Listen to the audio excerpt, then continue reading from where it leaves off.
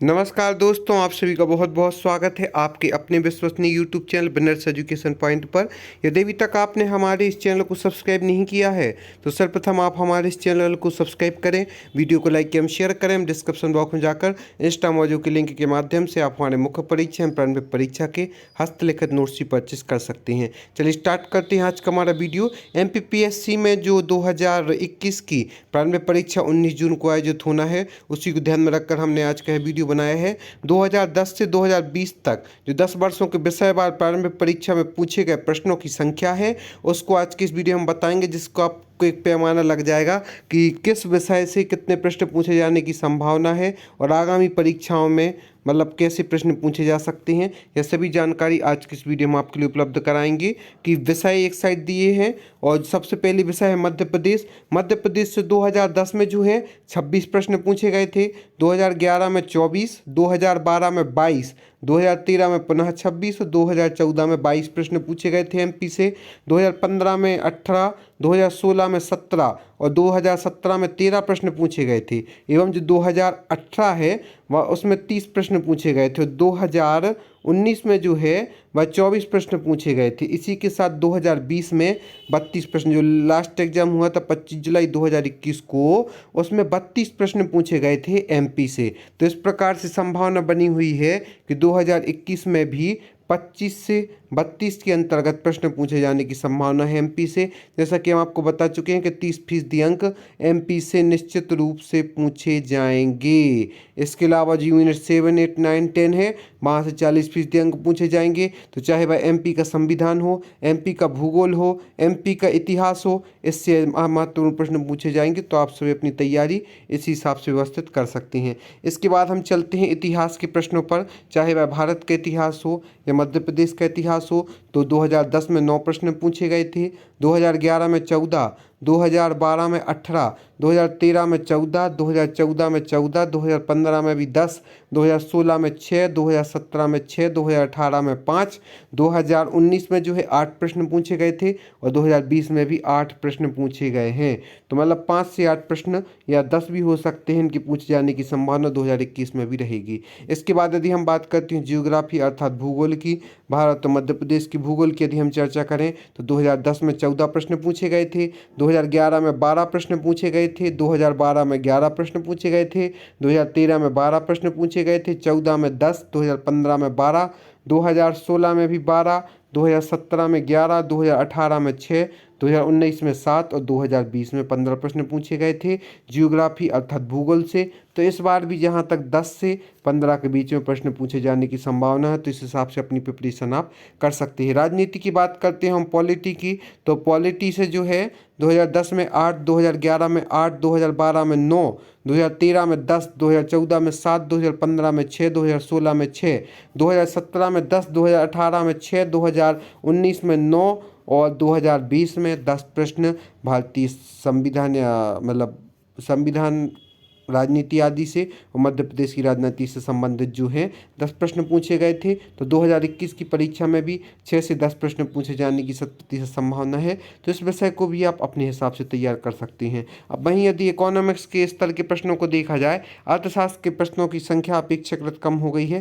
पहले इससे फिर भी बहुत प्रश्न पूछे जाते थे, जैसे कि मतलब जो 6 प्रश्न पूछे गए थे 2010 में, 2011 में 8 प्रश्न पूछे गए थे, 2012 में 10 प्रश्न पूछे गए थे, 2013 में भी 10 प्रश्न पूछे गए थे, 2014 में 9 प्रश्न पूछे गए थे, 2015 में 13 प्रश्न पूछे गए थे, 2016 में 11 प्रश्न पूछे गए थे, 2017 में 9 प्रश्न पूछे गए थे, 2018 और 19 में 2 प्रश्न पूछे गए थे और 2020 में भी 2 प्रश्न पूछे गए थे।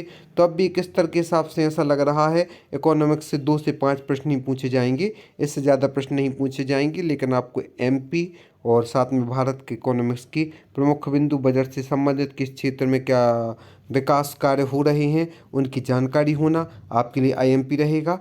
इसके बाद यदि हम बात करते हैं तो एक्ट एवं आयोग, जो आयोग हैं इनसे 2010 में 3, 11 में 4, 12 में 2, 13 में 3, 14 में 4, 15 में 4, 16 में 4, 17 में 3, 2018 में 20 प्रश्न पूछे गए थे। 2018 में जो है 120 प्रश्न पूछे गए थे एवं 2019 में 12 और 2020 में 6 प्रश्न पूछे गए थे। फिर भी एक अंदाज है हमारा कि आप 5 से 12 तक आयोग से संबंधित प्रश्न पूछे जा सकते हैं।